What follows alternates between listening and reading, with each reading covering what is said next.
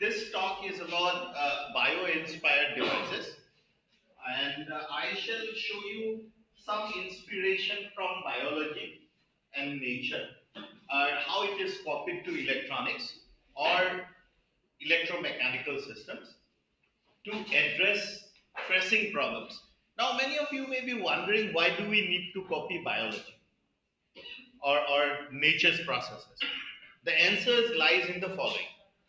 Whenever you are creating a device or an instrument or any implement, you would want it to be the most optimized version. And biological systems over evolution over the ages has reached a level of sophistication and optimization that we cannot reach in a mathematical model, in our first prototype or second prototype or third prototype. So we copy nature. Okay, I will start with a video, and this time the video sound will also play, and you will enjoy this video because I always tend to get to the history of the thing. যেনেকে IoT মোক ক'ব ক'লে ৰাছিয়ে, so গতিকে মই IoT history to জানো কাৰণে history মানুহজন কেভিনৰ ভিডিঅ'টো আনিলো. Kevin was the first to introduce IoT. Okay, that you got to remember. Our Internet of Things and the ATM machine. The very idea of bio-inspiration also comes from a group of engineers, as a Japanese group of engineers who were looking at a problem of the Japanese trains that were running at very high speeds. No? And the high-speed Japanese trains. And what did they look for bio-inspiration? Let's try to look at that. And let's try to see how things go. So,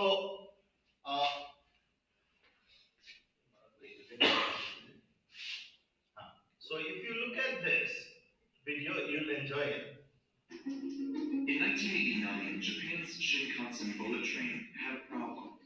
It was fast, really fast, like pushing 170 miles per hour fast. But every time it exited a tunnel, it was loud. The noise was coming from a variety of sources, but whenever a train sped into a tunnel, it pushed waves of atmospheric pressure through the other end. The air exited tunnels with a sonic boom that could be heard 400 meters away. In dense residential areas, that was a huge problem. So an engineering team was brought in to design a quieter, faster, and more efficient train. And they had one secret weapon. Eiji Nakatsu, the general manager of the technical development department, was a bird watcher. Sorry, what happened?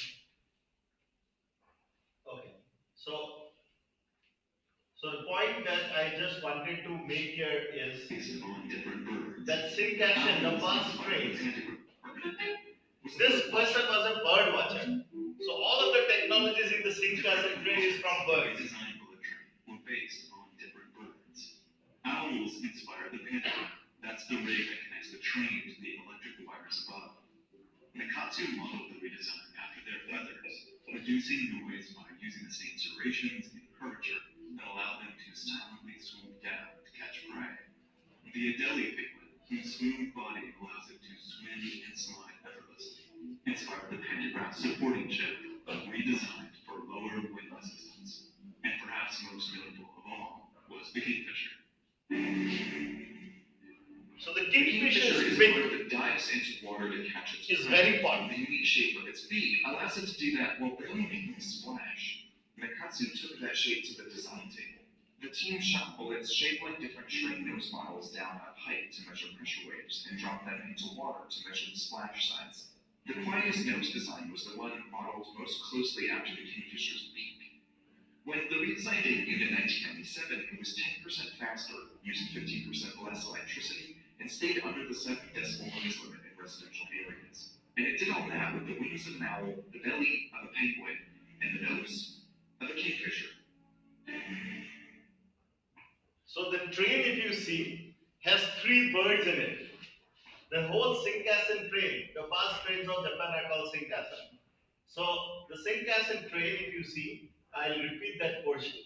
It has 3 birds. Wings of an owl, the belly of wings of an owl, belly of a penguin, and the beak of a kingfisher.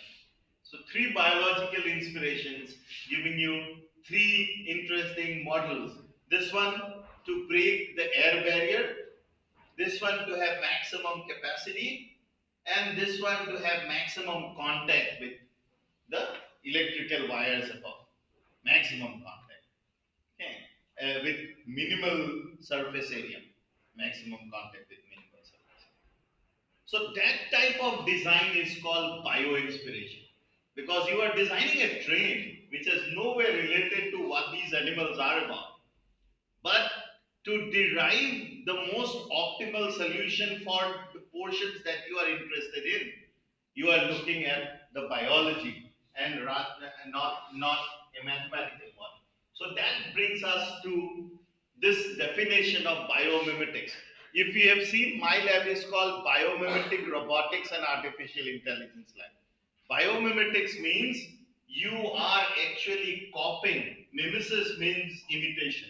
So you are somewhere imitating the human, the natural uh, living system. Bio meaning life and mimesis meaning imitation. So that's biomimesis. And biomimesis is when you study nature's design and processes. So you have to be a biologist first, you study it, or you have to be a chemist first to study the chemical properties of the nature's processes. And then once you have completed the nature's design and processes study, you then look for creating machines and processes that mimics this to solve the human problem. And then you bring in mathematics. So if time allows, I will show you some little mathematics of how this is done. Don't worry, I will not bother you with a lot of mathematics. I always keep my mathematics away from my talks, because mathematics is very heavy and boring in the amount of biomimicry that you do. Okay, but I will show you some mathematics at some point of time, little while. Okay, now there are two types of biomimicry. You can copy nature in two ways. Either you can copy the geometry, like what the Sinkasan engineers did, or you can copy the functionality. Okay, or you need to copy both. So there is functional biomimesis, there is geometrical biomimesis, or there is both, when you copy both the function and the geometry. Like, let me give you an example. When they were designing the train, all that they copy was the beak of the kingfisher. Okay, the functionality, that's it, how it functions, and that was copied. But if I am designing a biomimetic hand, a anthropomorphic hand for the human being, then I have to copy both the geometry and the function. And then I will have functional biomimesis and geometric biomimesis both. So functional biomimesis is essentially biomimesis where you copy the functionality and not bothered about what is the geometry. Like octopuses has been copied tremendously, the way octopuses operate for many different electronic devices. The latest being picking up tissues from a petri dish and putting it onto the organ for surgery. Okay, octopus inspired grippers have been made. But there you are more interested in copying how the octopus functions at its grip, not the shape of the octopus. Okay, how many brains does an octopus have? Octopus, if you copy functionality, you'll be in trouble, because an octopus has 8 brains for its 8 tentacles. Each tentacle operates separately from the other. Distributed control. Okay, distributed control is how an octopus works. Okay, so that there is a lot of things that you can mimic. Okay, and that makes life interesting. Here is one very interesting mimicry of an artificial surface. Okay, this is a cell membrane. This is a cell membrane. This is cytoplasma. How things go out of this and come in. You can create electronic devices to really take care of this. Where would it be used? Filtrations and artificial kidneys. Is something is not coming. Dialysis is the answer. Why is dialysis an answer?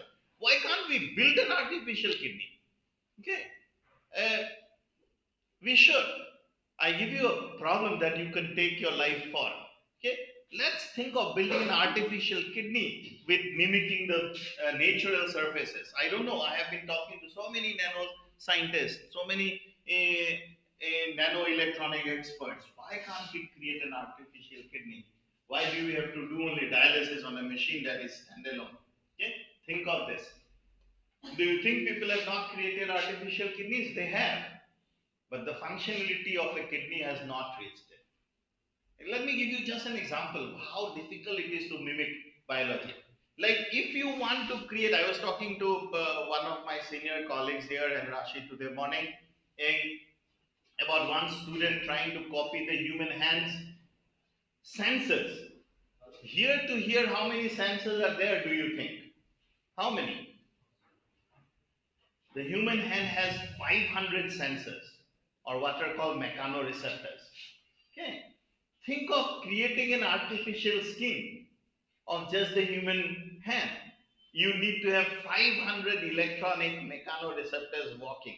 500, and each mechanoreceptor working something like this layered structure, where ion exchanges, sodium potassium exchanges from the cytoplasma across this barrier is what should happen. Okay, so this copying of functionality is very, very difficult, very interesting. But also, functional biomimesis was something that as people have tried before. If you are into biology, you will know this animal. Do you know this animal? Salamander. Yeah, thank you. Whoever has recognized. Who has recognized? Very good. Salamander. I love it when people know this animal. Why salamander is so famous as an animal? Both aquatic and terrestrial. Wow. You are from biology? No, good, good. So terrestrial and aquatic. তাহলে এই মাটির জীবাণ জীবকে দৌড়িব পড়ে পানিতে জীবাণ জীবকে খাবরিব পড়ে.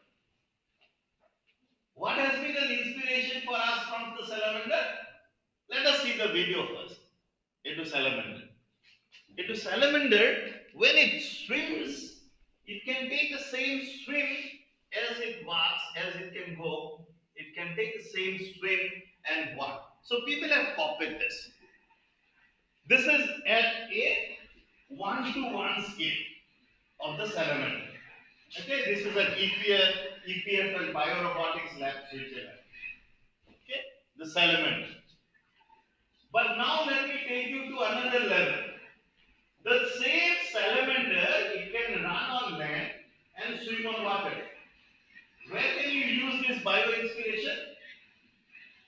All of our question, let's say I want to send a robot from the nose via the oesophagus, via the food pipe to the stomach. There, I should have one like this, because here it will crawl, and when it reaches the gastric juices, it will swim. And people have copied these type of robots to send inside, okay, and come back. If that is what is bioinspiration. So take a animal, look at the things functionality, try to copy it. Geometric biomimesis, as I was telling you, is something that is exciting as well as disturbing, because geometric means it has to be really one-to-one. And in most of our prosthetic devices that we build, the leg and the hand, we do geometric biomimesis. In the sense that we completely copy the geometry. Completely copy the geometry means now I am not only talking of external features, I am talking of inside. So somebody was asking about bones little while ago. So we copy the bone. And how is the bone going and getting a radius at the end? Okay, so we look at this. I want to create this. But when I want to create this, I want to create the bone's radius here. So I look at that and look at the optimized pulley radiuses, because these are pulleys for me. The muscles are via some bone structures, and the bones are round, they act as pulleys. So I want to copy the pulley structure, optimize pulley radiuses. I want to copy the spring stiffness of the muscles and the whole assembly. The stiffness. Okay? and then I copy the load angles and the optimal actuators. So copying all of these is what makes the mathematics difficult. So functional biomimesis, many people believe it just copying the function is rather easier than geometric biomimesis, because geometric biomimesis means you have to really copy the internal structure. You go beyond the anatomy. So you look at the anatomy, you go beyond the anatomy to understand how these different things are arranged and try to copy their functionalities into the geometric structure. So this is what I do in my lab for a living. I create hands and hands and hands out of different, and baby hand to old hand to young hand, and then we want to put it to human being. Okay? So that's what we do, couple joints. So I will talk of a couple of inspirations from biology that has been around, and just to enthuse you people, so that if you have not taken up research or you are thinking of taking up research, you can think of bio inspiration. So here is a parasitic wasp inspired needle. So if somebody has a organ and we want to check whether that organ is malignant or benign, so if this cancer growth is going on, we don't want to cut it. The moment you cut it, there will be juices coming out and it will spread. So we want to go inside this small hole and get enough tissues and come back. Okay? So such an inspiration has been the wasp, where they put a sting to the body of the host, combined with juices from the host. Okay? So that inspiration has been the inspiration of a ward, the wasp inspired sort of needle, which is what I will show you the video of. So this is a new, if the video runs, it will be good. If you can hear the voice. Okay. So the video should run.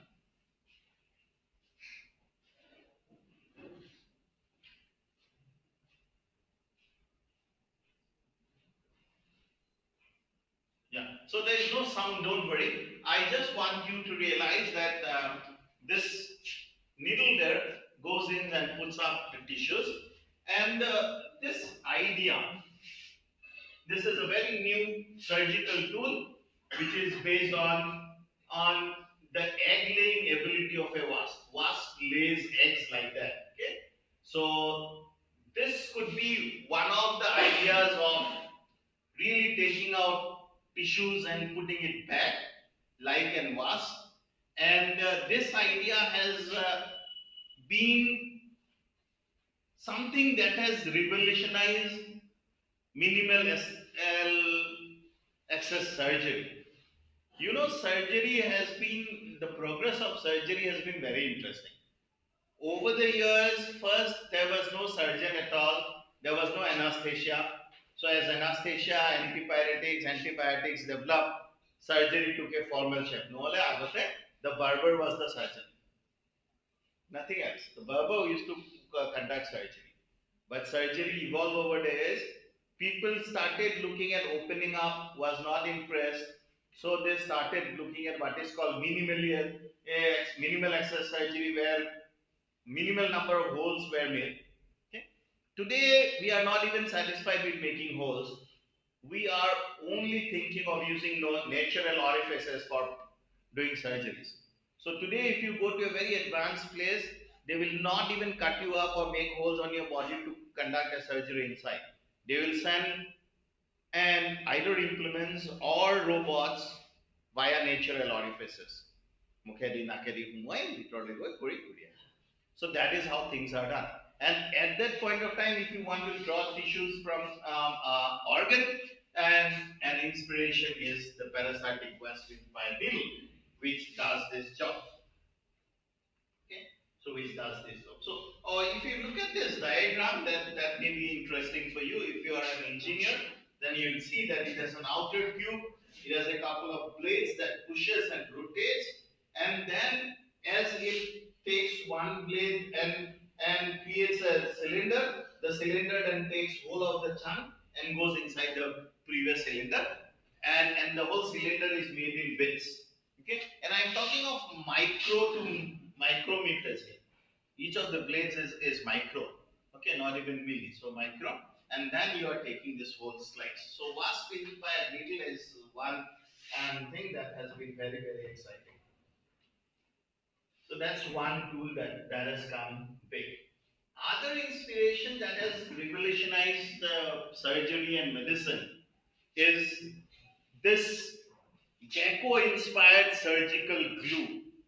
So, what is a surgical glue or a gecko-inspired surgical glue?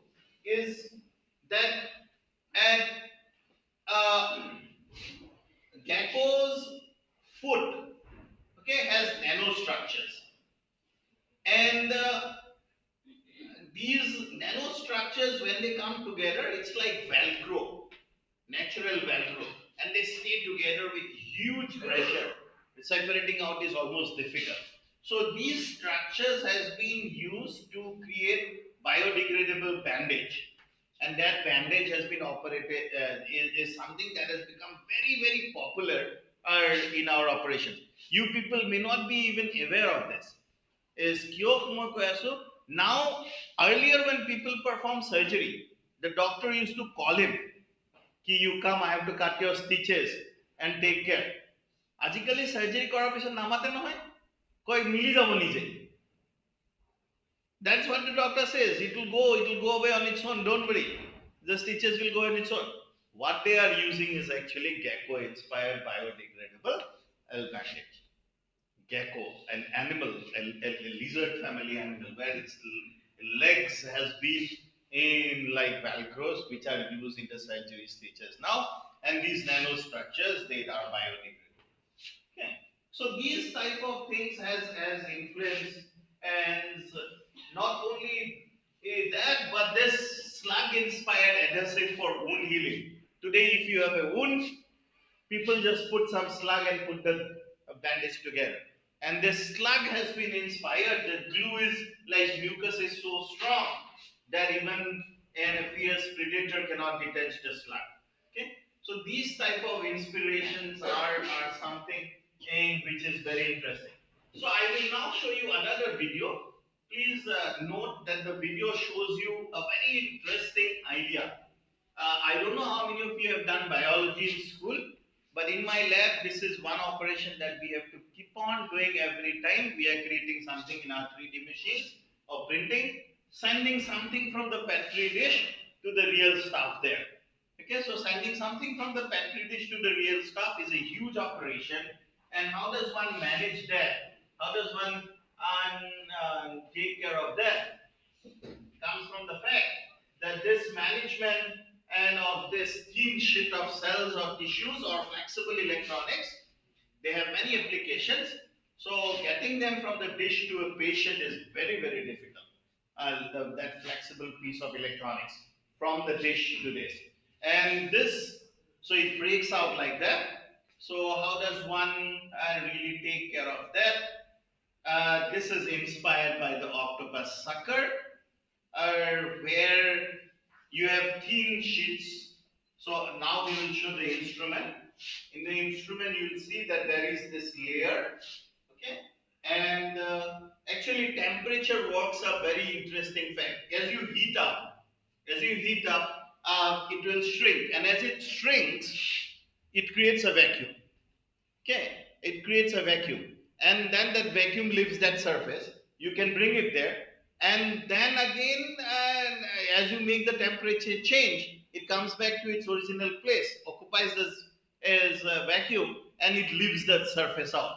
So you can transfer it that way. So this very idea of using a biomimicry is very interesting. Okay, so here is the octopus inspired scraper that I have shown you. So there is this supporter, and then there is a flexible heater, okay, and there is a thermoresponsive gel which is aligned with the surfaces. Now heater is first used to warm the gel, it causes it to shrink, and the gel is then lightly pressed against the sheet, and then the heater is turned off. This causes the gel to expand back to its original place, and gently creating the suction. and after the sheet has subsequently been lifted and transferred, you heat it again, this causes it to strain. So this very idea of temperature difference on a gel, on how the octopus was using it for holding it to surfaces, like octopus can climb very interesting surfaces using these suckers, that is it. And these suckers work on these temperature difference idea. And this temperature difference idea you could create in your electronic systems to create very revolutionizing devices. And this is one of them. Very revolutionizing. This is in fact, I think, one of the most highly cited researches in nature for the last decade. Okay, but look at this. Very simple. This looks like a BTech project to me. Just a sucker and a heater and a gel. But the idea is so exciting that it has revolutionized an industry. Okay. Tissue boli eta company khuli bola already. Tissue to sell these products or just lifting out small flexible electronics or screen sheet of devices to go on. Okay. Now there are other interesting ones. I can go on and on and on. I have just figured out 5 very interesting or 6, 7. I don't know. I think I have done 6 or 7 of the most interesting ones in healthcare today. But there are inspirations across everywhere. So this in a parasitic worm inspired a design that can embed itself into the intestine, and this is something that we are also trying. So we create a parasite now. That parasite is something that we send to the intestine, and as his gastric juices are produced more, I want my parasite to blow up and grow. So when it blows up and grows, it will take more of the liquid into its own body, and therefore his gastric juices will be less, and that person will not have a pain because of gastric. Okay, so that is how we are also trying to deal with gastric treatments, and this parasite is also doing the same thing. We are sending a real electronic device with an actuator and a motor, which sucks in things. Actuator and a motor are all bio-inspired. Okay, just channel systems. I'll come to that. But this is also the same type of device where a parasitic worm-inspired thing is sent, and that it grows as gastric juices grow, and then as gastric juices subside, it slowly reaches gas. See, you have to understand this. Gastric juices are very important for digestion. কিন্তু problem কি জানেন, যেটা বেশি হয়ে যায় সেটা খাই আর মানে কি না খায় তার বটল কি খাই থাকে, and doctors খালি bottle to be and that's it and that's it and that's it. That's not the answer. The answer is juices should be regulated in your stomach. How do you regulate juices in your stomach? You regulate juices in your stomach using some form of flexible electronics that somebody can take inside. Okay, and that is what is this idea of parasitic worm going in, or our idea of say sending some bio-inspired gel system. We send the gel body and put it there for some time. And the most interesting part is these are disposable. It comes out with the scum comes out after these operations are over. So you don't need to bother about baby somewhere going outside your body system and harming something. It just comes out. So these is a very interesting therapeutics.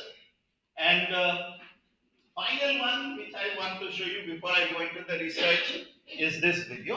Please look at it. This is an electric fish, elephant nose fish. Relies upon electrification to navigate in its surroundings. It emits a low electric charge from its electric organ. This generates a small electric field around its body. This is known as electrogeneration.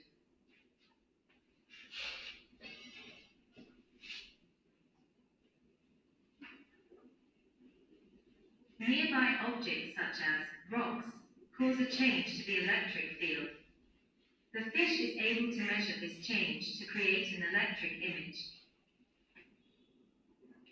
Special receptor cells across the fish's skin, particularly on its nose, sense and measure these changes to the electric field. The fish can distinguish information about the material and size of individual objects in its surroundings. So what do you think this is used for? Any A idea? catheter is a device that Look at this. It is used for. blood I vessels should stop. and is used for diagnosis and It is used for all types of catheters. Are you aware of what catheters are? Okay, you can send and devices like wherever we have orifices in our body, doctors send devices to reach a particular organ. But it is going through a vascular network. So doctors take it very blindly or assisted by some ultrasound sometimes. But most of the time blindly on the clinical thing. They send a catheter. And the catheter is supposed to reach either our urinary bladder to draw the urine over time when you are in operation, and or catheters are also sent to our heart to clear blocked arteries, okay, because of lot of cholesterol deposits. Catheters are sent, and these networks are traversed blindly.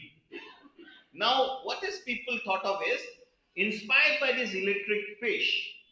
Can you think of guiding your catheter by putting the electric fish's nose into the big front of the catheter? So here is a flexible electronic device that you put it in front of the catheter, and that gives you a signal.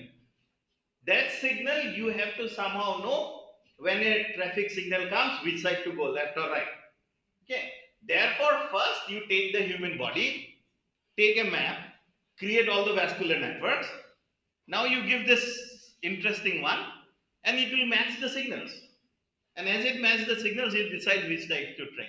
And that is what is being shown in this part. So electrodes at the tip of a catheter will be used. Okay? this catheter has a ring of electrodes at its tip, Here. which produce an electric field. So you'll know whether to go here or The go here. catheter can sense changes to the vessel, such as a bifurcation, or the presence of plaque, or a blockage. So here is some blockage. It will know blockage is there. So it will use its screwdriver or a drill to go through. Okay. So this type of navigation allows physicians to understand it better. Now, what is the mathematics? The mathematics is not difficult at all. The mathematics is very easy, the physics and the mathematics. You have this patient on which the catheter has to be put. So first take a fluorescent image of his vascular system. If you are going to his urinary bladder, take it there. If you are going to his heart, take it there. Then this is your reference signal of all his different ways this can be reached. Okay? Done on a virtual system. So a computer simulation, computer vision system can do this. This is one of my PhD students' work. ADBU people should look at that. Okay, so we have reference system things looking at there. Okay, so you have signals there, and then when you put the catheter itself, you have live signal from the catheter. All you got to do is your mission target and your own target matching, and when it matches, that is the path you take. Finish, and you have solved a very, very interesting problem using 3 bits of information: machine learning, flexible electronics, and a body-wide area network. Because the body-wide area network will give you live locations of where your catheter is. It's like tracking your mobile phone on the road. You track your mobile phone on the road, but not on the road, inside the vessel. And you already know where the road is.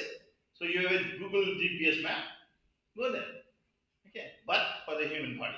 And this is inspired by the electric eel thing. Very, very interesting. Okay, electric egg fish thing. Okay. My final one possibly is, before, not final, pre-final. Before I move on to my favorite one, the hand, is an electric eel-inspired power source. So electric eels, if you know, have electrical power capability. You know how much electrical power it can generate? To almost 100 watts it can generate. 600 volts it can generate. So 600 volts over a layer of biochemical structure. So the biochemical structure is very simple: potassium, sodium, chlorine. Okay, That's all is there here, in its biochemical structure. And it changes potentials by passing on sodium or potassium across its network of that cell site to either power up or lose power, and it can start from the head and slowly percolate to the tail, and again start from the tail to the head. So these type of cells has been inspiration for people working in biomimetic robotics to power up organs that are to be left inside the human body, like a pacemaker. You need a battery, but the battery will have its own life. So instead of a battery, why not send an electric eel inspired power source, which will be biological? Therefore, as the biochemical process in the human body goes on, it will be there. If that process stops, it will stop. So it will be not that you have to take your grandfather for his replacement of battery of the pacemaker every 10 years or 5 years. Okay, that's an operation that many of the cardiac surgeons do, pacemaker battery change. That can be avoided. So these type of thin electronic layers can be created where each cell will again be allowed potassium and calcium transfers, and then sodium and potassium transfers, and then these electric cells will be created. And these cells are very small inside. So this is your finger, around on that you are holding the cell of flexible electronics. Okay, the type of cell that I am talking of, electric power cell. So these are things that have influenced the last decade in bio-inspiration. So last decade, bio-inspiration has been mostly on the medical field. Mostly medical field bio-inspiration is what I have covered here. But bio-inspiration, if you are doing a class with me on bio-inspired devices, you should remember the first bio-inspiration were the Japanese with the science and trains. Three birds inspiring their train. Now, if you see a Japanese superfast train, you will immediately remember the three birds because the body of that train looks like that. Okay, but that was functional biomimesis. Then we had a lot of other functional biomimesis giving us these implements that I am talking of. In the next half an hour or so, or whatever time I have left for me, let me look at the bio-inspiration that we have been working on for now 15 to 20 years as biomimesis of the human hand. This is something that we have been working for years now, not less than 20 years now. I have been working on just this portion of the hand. I am a ridiculous, I'm a subject of joke for my friends and my family. More bairo, bhaiti sobe koi to ikni ba iknile koro kam khali. Aro more friends be like, you have never gone down here, you have never come down, you have never gone out. So this is the portion I have been doing for the last 20-25 years, where we are looking at really in creating an anthropomorphic design, which will ensure human-like grasp, and which will be very exciting in terms of price and money. So as I was telling you, we have to solve a huge optimization problem. The hand is one of the most optimized organs of the human body after the brain and the kidney. The kidney is one of the most optimized in the torso. The brain is one of the most optimized, which is obvious to you. And after that, the organ that is very much optimized in terms of its functions and capabilities is the human hand. The human hand has 27 degrees of freedom. Many of you are from physics and engineering, so you know what degrees of freedom means, right? These objects have 6 degrees of freedom. To describe it completely in space, I would need x, y, z. I would need how it makes an angle with x, with angle with z, an angle with y. 3 angles and 3 position. 3 orientation, 3 position, 6 degrees of freedom. The human hand has 27 degrees of freedom. Okay, 27. So it's a very complex thing to think of designing and optimizing a human hand. So the best way to do this is look at the human hand's morphology and copy everything. The radius of the bones, the thickness of the bones, the bone angles, the actuators. Actuators means the muscles. The muscle functions, you copy the muscle functions, you copy the joints. So how do we do this? Here is the only mathematics that I will tell you, and no more mathematics. Oh, another mathematics will come in a minute, but this is the mathematics. We create physics simulators first. We cannot study all the humans holding all the things. So we use a physics-based simulator. So the most popular physics-based simulator for me in my lab over the years has been Gazebo. Now we are slowly replacing it with another physics-based simulator called Isaac Sim. So we use a physics-based simulator to simulate many human grasps of the human hand. We simulate it. We get the simulated data and we know the human structure from anatomy. Gray's anatomy gives us the human kinematic structure. So from doctors or Gray's anatomy book, we get the structure. We get the simulated grasp, and then we see, given this grasp, given this structure, what is the optimal forces that are described here. So we use a physics-based, not a physics-based simulator now alone. We use a simulator that can do physics plus mathematics. So something like the COMSOL comes in help. COMSOL is one simulator, a multi-physics simulator that we use. So we use a multi-physics simulator now to understand what is the optimal contact force distribution and what is the optimal grasp quality. Once these are there, we fight to figure out, given this simulations, given this structure, how much muscle power would have been required, and check if that is the muscle power or the behavior that is there in the human hand, and we then get the optimal design actuation parameters for our hand. So that is the whole process that we take, starting from simulated desired grasp types and then doing this and this. So this is a three-step process we do for every biosimulation of the hand that we are doing. So basically we end up creating one such structure for ourselves. Okay, so we name it version 1, version 2, version 2.3, 2.2, 2.5, whatever version you want to name. So it keeps on going. A new PSD joins, he starts a new version. So 2.02, he starts with 2.02 and go on creating versions and versions of hand on different things. Okay. So once we have the hand, now we want to put the hand on the human body and want it to be controlled by the human body. So we do, once we have done the geometric biomimicry, now we do the functional biomimicry. So we want to copy the control, the human control process. So we copy the whole human control process. And this is where it gets difficult. Human control process, many of you will be aware, many times my hand listens to the brain and operates. Many times my hand does not listen to the brain. It can operate without listening to the brain. It was like the brain was great. But if it is gripping and I am gripping it tighter, do you know where the command is coming from? The command is coming from the spinal cord.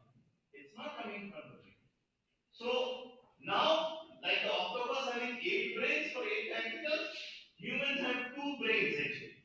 One, the brain which does all the planning and the decision making, and one, the spinal cord or the cortical loop, we call it, the spinal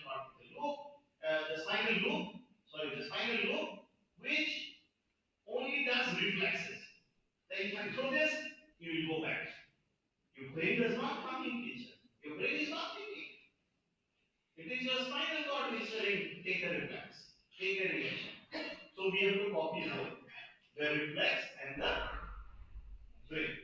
The brain copying is easy because you can think of the brain signal coming from there, and you can do traditional machine learning where it comes to the hands, and you can do classification and then think of operating it. So we take signals from the muscles and try to understand what this brain is sending these signals to the muscle, and we do some feature selection and we work on this. Okay? But the mathematics is difficult.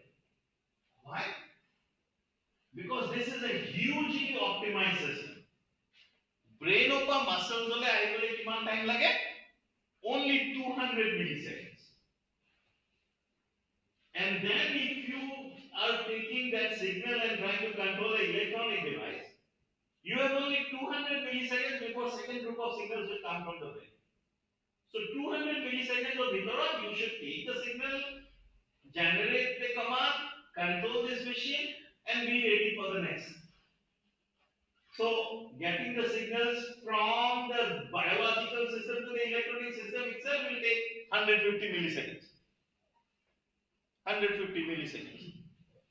So all I have left out with is 50 milliseconds to 75 milliseconds to do all of this classification.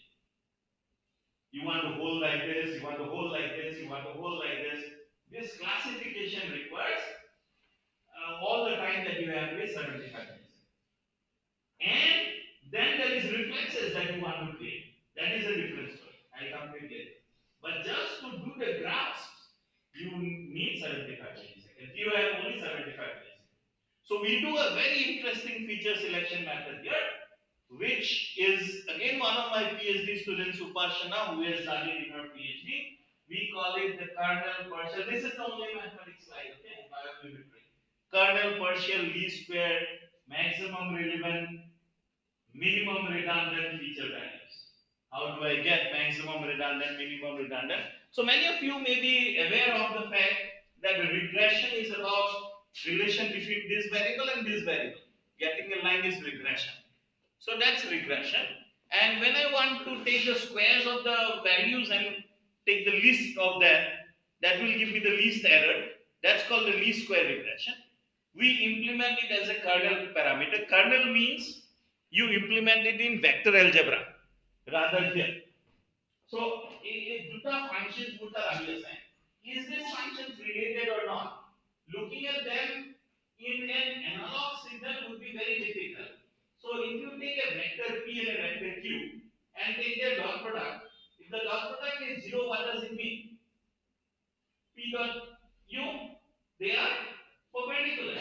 And if the dot product has a value, that means they are aligned. Okay, so just a kernel trick could do that for me. So we use the kernel. This is called the kernel, the dot product. So we do a kernel trick and get that redundant variables. And we have very interesting results.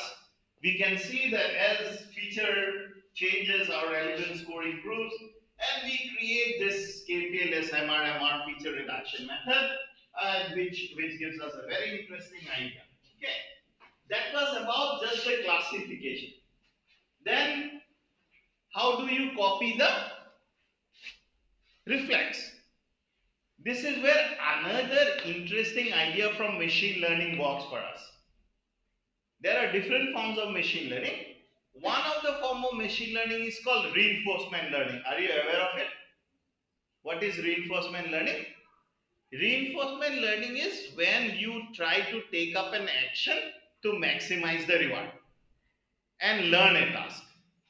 Like, let us take a monkey and ask it to ride a bicycle. Monkey to bicycle kon chalabo jano? No chalai, tar ki interest আছে? Tar interest নাই। কিন্তু যদি তুমি এটা mango দিয়ে দিয়া আপনি এটা ম্যাঙ্গো দিলেও না চলে।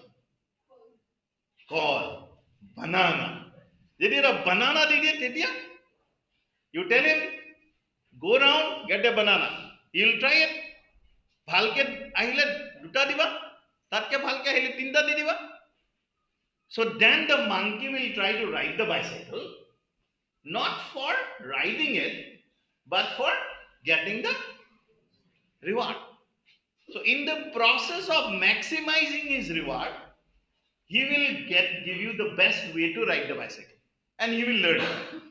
That's called reinforcement learning. So we implement such a system in our hands. Now that's an embedded electronic, small microcontroller, where we implement all of these. Okay, so on the hand we will have a small microcontroller who will try to do this. So there will be a lot of flexible electronic device things here. On the skin we will implement the mechanoreceptors saying it is holding or slipping, and on the embedded circuit we will implement whether it is slipping, I should grip more. Then I will give it reward. If it does not grip more, I will not give it reward. So I will use a reinforcement learning system and I will train it. So here is my training phase, where in my physics model, I have just given the physics and nothing else. Only the physics. I have not told him how to lift it. I have just given it the physics and I am going to recreate this bionic reflex cycle by just giving the physics and rewarding it if it does well, not rewarding it if it does not do well. After some time, it has learned on its own to lift it. So, bionic reflex is about learning. When you slip, taking good care.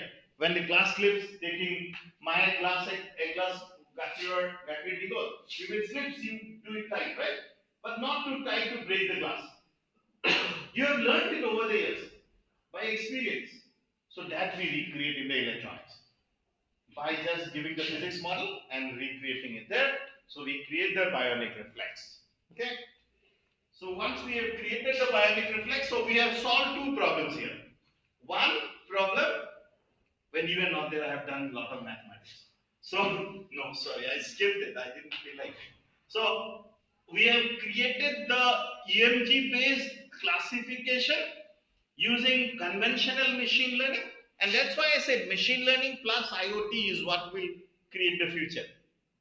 Only IoT or only electronic devices with no machine learning is not going to work.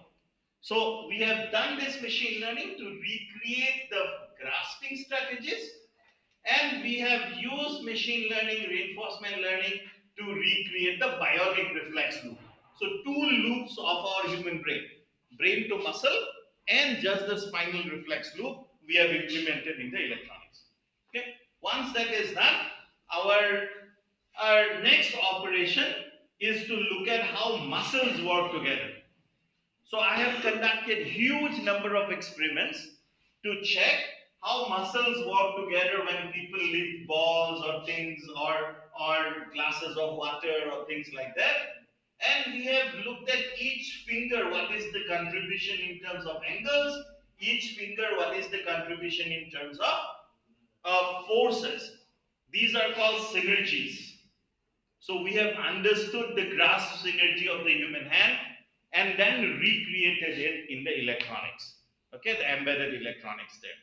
So then that makes our hand complete. So here is my engineer working and trying a hand. If it is able to recreate his grasp patterns by taking signals from the muscles, and all of these embedded electronics is in this chip there, the RL and the other stuff. Okay, so this is one of our latest version that we have completed just a couple of months ago. Okay, I'm very proud to tell you that our second version is being launched as a product by one of my PhD students from a company in Tejpur. So Noyan Mani Kakoti will lead a company where he will sell one of our hands. Okay, developed part of our project. But then I go open source. He wants a company, so he's selling it. I have been there, but I am now not there because I don't want to make profit out of my research. But then this is one hand that's going to be there. The second hand is something that another person, another PhD student right now will take up as a company later. But that's the hand he's working on, and that's the person he's trying. Company over পয়সা over বলি রাতে দিনে PhD করে আছে কি হয় পিছত দেখা যাবে so but we have this is a more sophisticated hand than the new bionic hand and that Noyan is launching. That hand was our version 1 and 2 where we did not have this bionic reflex idea. So that hand can only grip things and lift things and take it out, do your daily work. But if it is slipping, your other hand should do something here on automatically so that the slip does not go away. Manually so that the slip does not go away. But this hand and does it on an embedded electronic here. It recreates the spinal loop.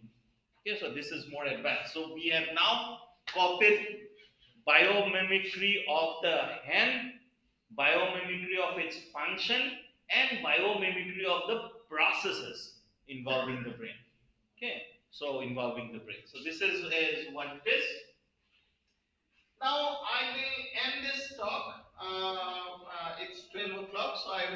end it here by showing you another video, very favorite of mine, and a very interesting story of biomimicry that influenced my charter of work. Okay, how did I get into biomimicry, or why I got interested into biomimicry? So when I was doing PhD, my PhD is in theoretical computer science. Okay, I work in theoretical computer science as well. My interest is in theoretical computer science, apart from flexible electronics and IoT here. So when I was doing my theoretical computer science PhD, I attended a conference in something called the European Consortium of Robotics, and there I saw that they were creating a robot, and the robot was very interesting. It's a 3.5-year-old robot they were creating. Okay, this robot is a 3.5-year-old anthropomorphic humanoid.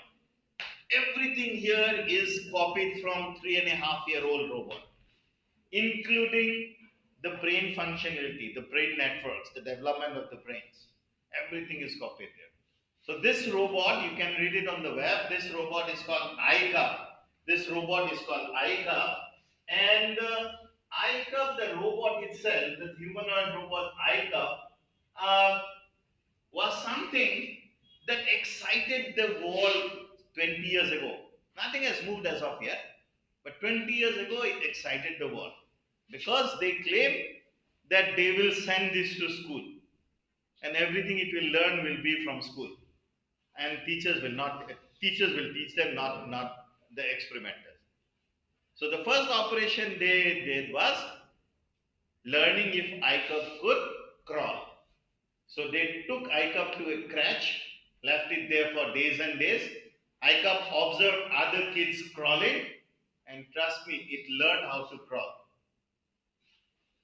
Okay? So the crawling action that you see in the video, ICUP has learned from mere observation of other kids in a crèche. And that's the level of biomimicry we are looking at, bio-inspiration we are looking at. Okay? You observe other people doing stuff, learn this from looking at others. This is scary. This is scary. But sending to school has not happened because European Union put a blank on that, saying no. And only last week, European Union has now come up with even stringent rules on what can be done in AI and not AI. So ICUP going to school is not possible in the near future. But such observations and crawling is something which is exciting in terms of bio-inspiration. So bio-inspiration has a whole gamut from copying the functionality to copying the geometry at the 1:1 scale to 1:100 scale, okay, or 100:1 scale, both ways. There are structures which have been copied from honeycomb structures, but they are buildings of tens and 20-story buildings. So the copy has been 1 to 100 as well as 100 to 1. Looking at the structure, people have gone down in the scale, people have gone up in the scale. But we have stayed at the same scale and we have copied the human hand to our best of their abilities. Now we have integrated processes. So I have not covered it today for here, but now I have brain systems being copied into the hand. Brain ki bhabi se we can now copy very quickly to our hands.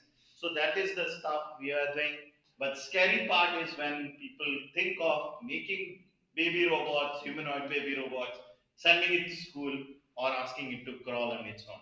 So that's the amount of bio-inspiration. With that, I will end the talk now. Thank you very much for your kind attention. If you have any queries, I'll be very pleased to answer them. Thank you, Rashi, for having me here. It's a pleasure always to come to my college. So whenever somebody calls me whether I'm relevant or not, I say yes, I will come. Okay, and I just talk my heart out. So if you have not enjoyed something what I have told you, just forget it. If you have got something important, write it down. And if you want still further discussion, talk to me. Okay, thank you very much. Thank you so much. Thank you.